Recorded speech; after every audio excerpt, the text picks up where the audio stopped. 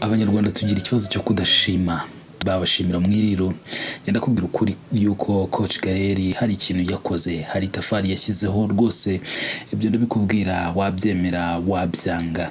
Niba abantu bose bashaka kwifotoza nka Gael, iki gihugu cyaba cyiza kurushaho. Ubona kenshi avuga ko mu by'ukuri Coach Gael icyaba cyose, yaba mu by'ukuri ari kuvunikira mu birebana n'umuziki, yaba mu by'ukuri arimo gutegura ibintu bigiye bitandukanye mu muziki, yaba hari amafaranga yashoye atagaruye, ariko mu by'ukuri uyu mugabo mu by'ukuri nta wamutera amabuye, hari ibyo yakoze kandi abanyarwanda bakwiriye kuba bamushimira. Kakuzamuriza Charles ibi yabitangaje nyuma y'uko Coach Gael hari amagambo yatangaje cyangwa se ubutumwa yashyize hanze buzamura ikintu Kigali. Abantu batangira kuvuga bati ese mu by'ukuri ni iki kijya mbere, bimeze bite? Bamwe bati yaba agiye kwiyongera ku bandi bantu mu by'ukuri bashoye mu muziki ariko bikarangira batagaruje. Mu nyuma rero 155am yaje kuza kugaragaza yuko itangazo yashyize hanze rishimangira yuko hari ibibazo biri muri 155am, ariko nanone igaragaza yuko igikomeje gukora kandi by'umwihariko Bruce Melody ari umwe mu bahanzi mu by'ukuri bafite kandi bahagaze neza, bari mu bihe byabo byiza. Ibi ngibi rero nubwo mu by'ukuri 155am yabitangaje kenshi ndetse n'abandi bagiye batandukanye bakagenda bashyiraho comment, ariko mu by'ukuri hari nanone makuru hari yuko Kenshi nawe yaba ari mu nzira yo gusohoka muri 155am, aho mu by'ukuri ibyo byose bikaba byaturutse ku butumwa uyu mugabo yashyize hanze, ariko n'amakuru yari amaze iminsi avuga ko mu by'ukuri uyu mugabo yaba atari mu bihe bye byiza. Ni mu gihe Kenshi yari ari mu bihe byiza, arimo yegukana za Kisama Award nk'umuhanzi w'umwaka, ariko nyuma y'uko yinjiye muri 155am bihangano byaragabanutse ndetse wanavuga yuko n'ibitaramo yagiye yitabira byagiye bigabanuka. Ni mu gihe ariko nanone uyu mugabo Kenshi hari indirimbo mu bihe bitari bya kure nayo iza kuza kuba ijya hanze. Ubutumwa rero bwa Kenshi winjiye muri 155am ayisangamo Bruce Melody bigeze ku wamufashije mu gitangaza music label. Yashyize hanze rero ubutumwa avuga ati mu by'ukuri ati bamwe baje mbere yanjye, ati abandi baza nyuma yanjye, ariko mu by'ukuri bagize gute, ati bamwe banavuye no kwizima, ati ariko njyewe ndacyahari ndacyahagaze, ati nakomeje gukora ibi bintu kandi nakomeje kwiyizereramo, ati ndindwanyi ndi gitangaza, ati mu by'ukuri ati mfite amavuta, ati nasizwe n'Uwiteka, ati ndashimira umuryango wanjye nkashimira abafana banjye, ati mwarakoze kumba hafi, ati imbaraga mumfasha, uko mumfasha bikomeza gutuma mu by'ukuri mba udahangarwa. Ibyo rero mu by'ukuri ubu butumwa yabuze hanze, wumva ko mu by'ukuri asa nk'umuntu uvuga ko mu by'ukuri icyaba cyose uko byagenda kose, yaba ari kumwe n'umuntu cyangwa se yaba atari kumwe n'umuntu umufasha nk'uko yari ari muri 155am, ariko mu by'ukuri amakuru ahari akaba avuga ko ari mu nzira nawe zo kuba yavamo, baroskana nabo nuko nguko. Ariko by'umwihariko urumva ko Kenshi we hari ikintu aba yavuze ubwo rero ushobora kubyumva akavuga atera ni planka kugira ngo indirimbo izamuka, ariko amakuru ahari umuntu yavuga ko yizewe ku kigero kiri hejuru nuko uyu mugabo nawe yamaze kuba asohoka ari muri 155am, imwe mu nzu mu by'ukuri zimaze igihe zirimo zikora ibintu hano mu Rwanda, abantu barimo gukomeza kugenda bashimira aho bashoye ifaranga kakahava. Ku rundi ruhande rero tukiri hano mu by'ukuri mu Rwanda, icyo umuntu yavuga ko mu by'ukuri makuru yo akomeje kugenda azamuka ari menshi. Mu by'ukuri nuko mu by'ukuri turi hano mu Rwanda, ni umuntu yavuga ko iyi 155am aricyo kintu gikomeje gusa nk'ikigarukwaho kivugwaho mu buryo abantu bibaza bati se ibi ni ibiki biri kuba kuri 155am, ariko igihari nuko 155am iri kumwe na Bruce Melody, ariko abandi bahanze umuntu yavuga ko ibintu bisa nkaho bijenjetse mu buryo bumwe cyangwa se n'ubundi. Ku rundi ruhande rero abantu bakomeje kugenda bishimira rwose ifoto, ni ifoto yakomeje kugenda ihererekanwa ku mbuga nkoranyambaga.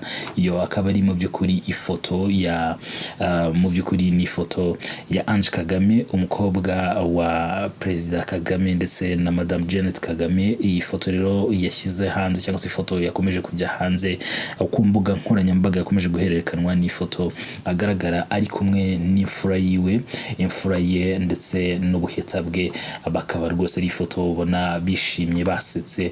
Uyu rero akaba ari mama Ayra ndetse na Somalia. Rero iyi foto yakomeje guhererekanwa by'umwihariko ku rubuga rwa Twitter, abantu bagenda bashyiraho imitima bavuga bati mu by'ukuri nishimwe rikomeye cyane birumvikana ni mu gihe umuryango wa nyakubahwa perezida wa repubulika abantu kenshi bifuza kumenya ese ibintu bimeze bite, mbega imibereho yabo mu buryo bumwe cyane ubundi, dore yuko amafoto cyangwa se n'ibindi bintu bishobora kuba byakwerekana uko bameze cyangwa se mu buzima busanzwe butari wenda bw'akazi aba ari make. Rero iyi foto ikomeje guhererekanwa ku rubuga rwa Twitter, abantu bakomeje rwose kugenda bashyiraho ibitekerezo bavuga bati mu by'ukuri nishimwe rikomeye cyane kongera mu by'ukuri kuba umuntu yabona mu by'ukuri Ange Kagame n'abana biwe. Ku rundi ruhande rero umuntu yavuga ko mu by'ukuri uwitwa Ayra rero muramuzi, ni umwe mu bahanga mu bahanzi bari mu bihe byabo byiza, mu bahanzikazi bari mu bihe byabo byiza. Rero akaba yamaze kuba mu by'ukuri ateguza indirimbo rero abantu bakomeje kugenda bavuga bati mu by'ukuri ati ni ibintu biremereye cyane, ese mu by'ukuri iyi ndirimbo Ayra ateguje aba ariyo mu by'ukuri igiye kuba mega hit cyangwa se hit igiye gukurikiraho mu by'ukuri muri ibi bihe bya sama.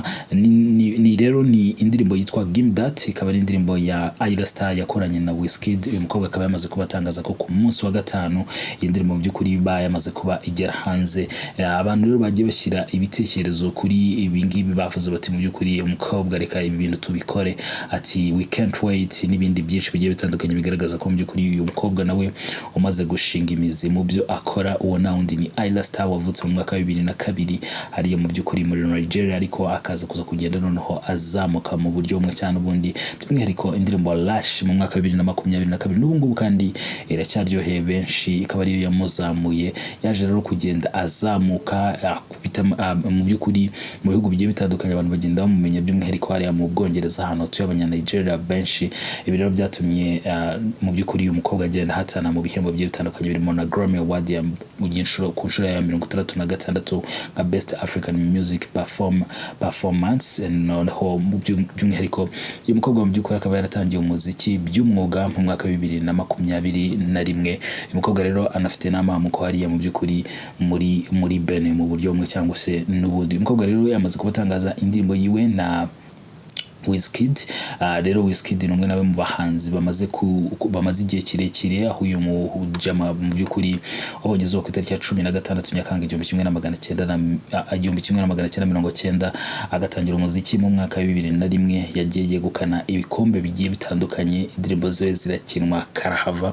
Abantu rero bakaba bakomeje kuvuga bati ese niki kigiye kuba gikurikiraho ku rundi ruhande.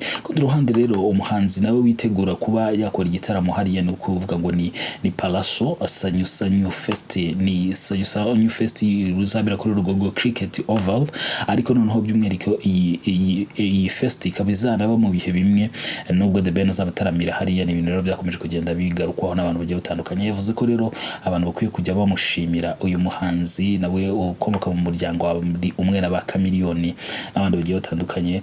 Mu by'ukuri yavuze ko abantu bakwiriye kuba mu by'ukuri bamuha icyubahiro nk'umwe mu bahanzi bagerageje gufasha abandi bahanzi kuzamuka, aho yavuze ati mu by'ukuri uwitwa Grenade ati namukuye ku muhanda afite imyaka 12, mu nyuma rero mutwara mu rugo, ati ndamufasha abasha kuba yatera imbere. Spice Diana ati namufashe mu by'ukuri agishyira hanze akaririmbo gato akitwa Onsanula, ati yarakisoza amashuri yisumbuye, ati nza kuza kugenda amufasha nkajya ngenda akamutwara mu modoka ku masaha y'umugoroba mumenyereza imihanda. None uyu munsi yavuyemo icyamamare.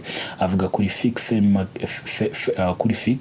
Femeka mu by'ukuri ati ndayibuka mu by'ukuri mutwara nkamwintroducinga mu gitaramo cyabereye Kawema, ati icyo gihe mu by'ukuri abantu benshi bakomeje kugenda bamumenya. None ubu ngubu yavuye mu raperi karahabutaka Latigan Ella nawe yavuze ko yamufashije afite imyaka 16. Mbega yagiye yerekana abahanzi benshi yagiye afasha, avuga ko mu by'ukuri abantu bagakwiye kuba bamuha icyubahiro cyangwa se amufata nk'umuntu udasanzwe yari mu muziki cyangwa se mu muziki muri rusange muri Afrika. Ku rundi ruhande rero umuntu yavuga mu by'ukuri kuri iyi nkuru ni inkuru ya Tanasha Donna. Uyu ni umukobwa wabonye izuba ku itariki ya 7 Nyakanga 1995, akaba ari umuhanzikazi ariko akaba n'umunyamideli. Umukobwa rero mu by'ukuri ni umwe mu bakurikirwa n'abantu batari bake ku mbuga nkoranyambaga zigiye zitandukanye. Yaje rero gutangira umuziki mu mwaka wa 2017 by'umwuga. Uyu mukobwa rero afite umwana umwe yabyaranye na Diamond Platnumz. Abantu rero bakomeje kugenda bavuga bati ariko ibi byaba ari iki mu by'ukuri. N'umukobwa rero wagiye uvugwa mu by'ukuri mu rukundo n'abantu bagiye batandukanye barimo Nick Mutuma wahariye muri Kenya n'abandi. Mu by'ukuri by'umwihariko ko urukundo rwamenyekanye n'urwo yagiranye na Diamond rwaje no kuvamo umwana witwa Nasibu Junior. Nyuma rero y'uyu Nasibu Junior abantu baravuga bati uyu mukobwa noneho yaba ari mu munyenga nanone w'urukundo ku nshuro yindi. Akaba ari mu rukundo rero mu by'ukuri ni nyuma y'uko hasangije abantu amafoto ari kumwe n'uwitwa Mukulaman mu by'ukuri mu by'ukuri Bin Laden niko yiyita ku mbuga nkoranyambaga. Abantu rero bakomeza kugenda bavuga bati umukobwa ashobora kuba mu by'ukuri yamaze kuba yinjira mu rukundo, ndetse ko harimo n'abandi bavuze bati birashoboka cyane ko mu by'ukuri nyuma y'igihe kitari gitoya yaba agiye kugira gutya agashyira hanze indirimbo mu by'ukuri nshyashya, indirimbo abantu bashobora kuba bakwitega yuko ishobora kuza. Ni nyuma y'uko kandi umukobwa yari yigeze kuza mu Rwanda aje kumurika album, nubwo ibintu bitabashe kuba bimuhira cyane kuko abantu batitabiriye, ariko yarahageze kandi abantu babasha kuba mu by'ukuri babona uburyo bagenda bamugarukaho mu buryo bumwe cyane muri, dore ko ari mu bakobwa b'ubwiza bukurura benshi. Ku rundi ruhande rero David Adrick umwite Davido igihe cyageze noneho avuga mu by'ukuri ku mubano wiwe n'uwitwa Hush Puppy. Mu by'ukuri Hush Puppy cyangwa se Lamon Olonuwa Abbas ni umwe mu bagabo bakurikiranweho ibijyanye no mu by'ukuri no babyita nk'ubuhwitsi, guhwika abantu akabambura amafaranga ariko atari byo kubanga 5,000 cyangwa 10 n'amamiliyoni, kuko uyu mugabo yafatiwe hariya muri yafashwe mu by'ukuri muri yafatiwe hariya yakatiwe imyaka 11 n'amezi 3 muri Leta Zunze Ubumwe za Amerika. Ni nyuma y'uko afatiwe hariya mu bwami bw'Abarabu muri Kamena 2020 ari kumwe n'abandi bantu bagera kuri 11 bafatanyaga nawe. Yarakurikiranweho rero ibyaha bitandukanye birimo nko kuba mu by'ukuri yarariye umuntu amafaranga agera kuri 1,100,000 y'amadolari, ubwo ni hafi miliyari 2 z'amanyarwanda. Hakaza kandi mu by'ukuri n'andi mafaranga yagiye atwara abantu agiye atandukanye. Byavugwaga ko mu by'ukuri uyu mugabo akurikiranwaho cyangwa se yafungiwe agera kuri miliyoni 300 z'amadolari yagiye atwara abantu mu bihe bigiye bitandukanye. Uyu mugabo rero Davido avuga ku mubano wiwe na Hush Puppy. Mu by'ukuri yagize ikintu avuga, yavuze ati rero mu by'ukuri ati nababeshye nari inshuti ya Hush Puppy ati kandi uriya ni umuntu w'umugabo kabisa twabanye igihe kitari gitoya ati ariko ntago nari nzi ubuzima bwiwe. Yagize ati Hush Puppy ati mu by'ukuri mu gihe kitari n'icyakure ashobora kuba mu by'ukuri yamaze no kuba ajya hanze ati kuko yabayeho ubuzima bwiwe ati kandi ubuzima bwiwe ntago ari ubuzima mu by'ukuri bwagakwiye mu by'ukuri kuba ntabwo yagakwiye kuba arangira kuriya cyangwa se mu buryo bumwe cyane ubundi. Avuga ko rero ubuzima bwo butoroshye hariya muri Nigeria bituma abantu benshi bagenda bakomeza kugenda biga ubwenge bw'uburyo bw'imibereho atari ku mu by'ukuri ngewe ntago nari nzi uko abayeho cyangwa se ubundi buryo ati gusa twari inshuti mu buryo bweruye ntago yigeze mu by'ukuri amwihakana. Ngayo nguko rero uwo ni Davido wagarukaga kuri Hush Puppy, mu by'ukuri umwe mu bagabo b'abahwitsi babayeho umuntu yavuga mu mateka y'isi wenda ariko umuntu yavuga, kuko FBI yavuze ko Federal Investigation Bureau yavuze ko mu by'ukuri uyu mugabo ari mu bagabo bashobora kuba bazibukwa mu birebana no guhwika cyangwa se mu by'ukuri gutuburira abantu mu by'ukuri. Mu yandi makuru, umunyabigwi mu mukino wa wrestling akaba n'umukinnyi wa film John Cena yashiye ko nyuma y'igihe kinini abafana bamuseka ndetse banamutoteza kubera uruhara yitabaje abaganga bakamusimburiza imisatsi. Uyu mugabo umaze kumenyerwa muri filme z'imirwano yahishuye ko kubera uruhara yari afite inyuma mu mutwe byatumaga abafana bamutoteza ndetse bamwe bazanaga n'ibyapa mu mikino ye banditseho amagambo amunenga. Ibi yabigarutseho mu kiganiro the party MC Afi show icyabereye imbere y'abafana b'imikino yo gukirana yabwiye abafana ati muranuka mukambaza muti ese uruhara ruhagaze hehe ibyo ni ugusebanya si ibintu byiza ahubwo mwagombaga kubimbwira mwibanga nimunkoze isoni. John Cena yakomeje avuga ko kubera abafana bakomeje kumutoteza yahisemo kwitabaza abaganga bamukorera igikorwa cyo gusimbuza imisatsi hair transplant mu by'ukuri aho bimufasha kumera imisatsi aho yari yaratakaje. Yakomeje abwira abafana ati mwarakoze kunyutsa igitutu kugeza aho mfata icyemezo cyo kwishyira mu maboko y'abaganga ngo bansimburize imisatsi, noneho iyo bakoze iyo misimburire imisatsi yari isanzwe ivaho kugira ngo imishyashya izamuke bitwara igihe. John Cena yasoje avuga ko ari mu rugendo rwo kongera kugira imisatsi isa neza, ati imisatsi iri kuza gahoro gahoro mu mezi make ari imbere izaba imeze neza. Ngaho nguko rero urumva ko John Cena nawe mu by'ukuri umuntu yavuga ko muri iyi minsi atari no mu bihe byiza wenda mu mikino yiwe ya wrestling, ariko kubera impamvu zigiye zitandukanye harimo wenda no kuba no gukura, ikindi nanone kuba haragiye haza abantu bashyashya, ariko abantu n'ubundi baracyamukunda kuko yagiye atanga mu bihe bitandukanye show n'ubu ngubu kandi niko ibintu bikimeze. Ngaho nguko rero twe tuvuze tuti reka tugaruke kuri aya makuru kugira ngo mukomeze mumenye ese n'ibiki bijya mbere. Wibuke gukora subscribe kugira ngo tujye tubana umunsi ku wundi mu makuru ateguye neza kandi tuba twabateguriye. Mu by'ukuri turabakunda kandi turabishimira.